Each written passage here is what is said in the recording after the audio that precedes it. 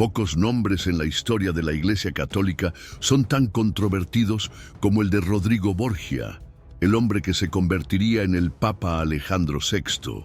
Conocido tanto por su astucia política como por su vida repleta de escándalos, él personifica el lado más turbulento del Renacimiento, un período de esplendor artístico, pero también de intensa corrupción y disputas de poder.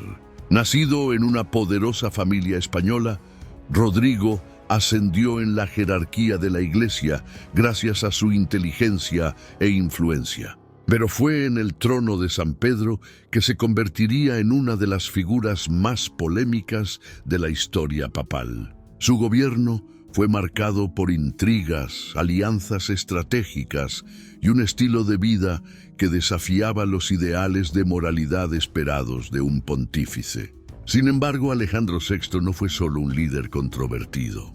Tuvo un papel fundamental en la política europea y en la expansión del catolicismo por el mundo, siendo pieza clave en la firma del Tratado de Tordesillas, que dividió el Nuevo Mundo entre Portugal y España. ¿Quién fue, al fin y al cabo, Alejandro VI? ¿Un genio político o un símbolo de la decadencia y corrupción de la Iglesia? Quédate hasta el final para conocer toda esta historia. El Renacimiento fue una época de transformaciones culturales, políticas y religiosas en Europa.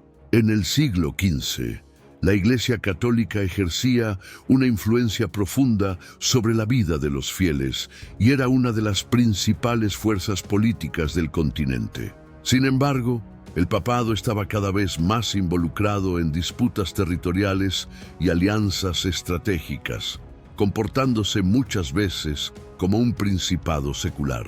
Italia era un mosaico de estados independientes, como el Reino de Nápoles, el Ducado de Milán, la República de Venecia y los estados pontificios.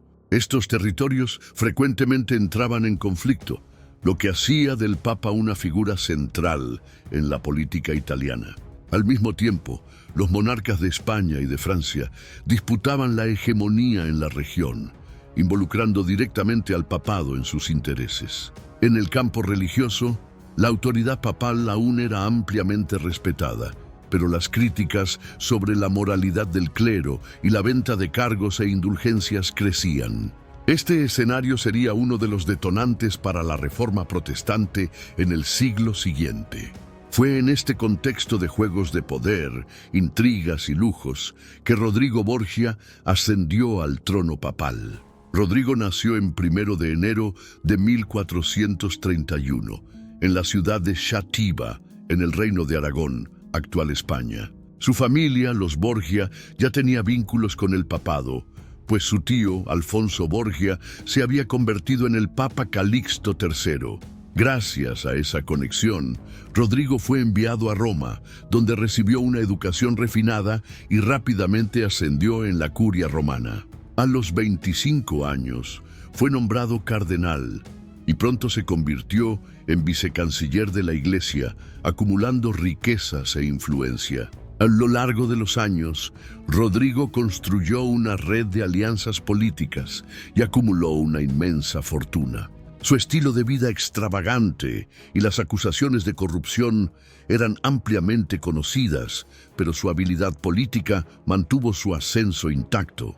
Poco después de la muerte del Papa Inocencio VIII, Rodrigo fue elegido papa en un cónclave disputado, donde, según relatos, utilizó sobornos y promesas para garantizar votos. Así, asumió el trono de San Pedro con el nombre de Alejandro VI.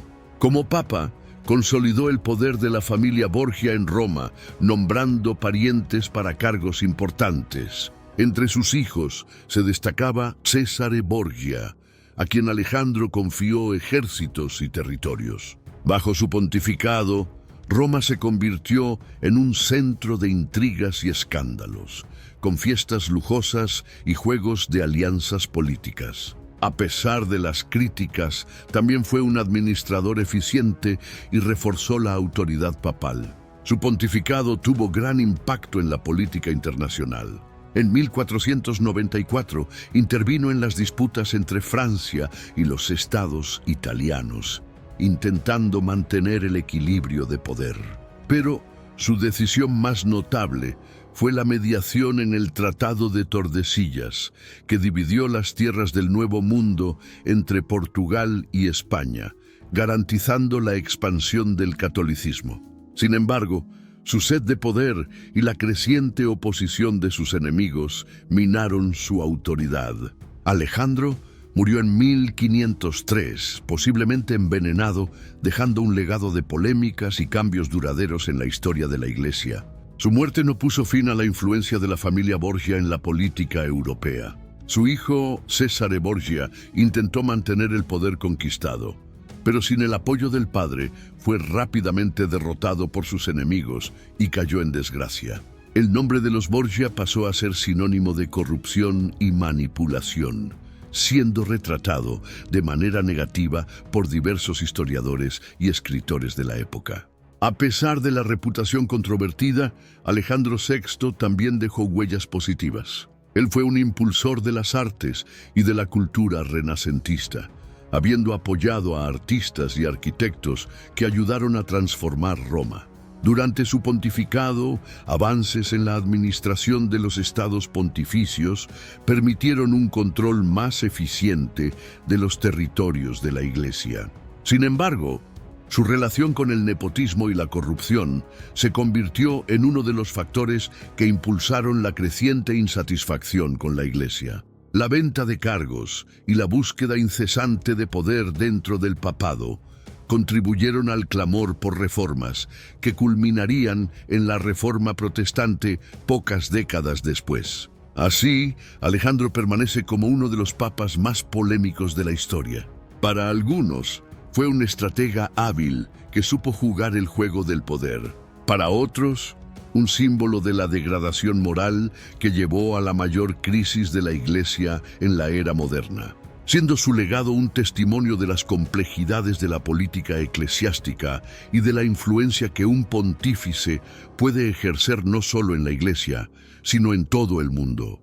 Independientemente de cómo sea juzgado, su nombre continúa intrigando a historiadores y fieles. ¿Y tú, qué opinas de Alejandro VI, un genio político o un símbolo de la decadencia papal?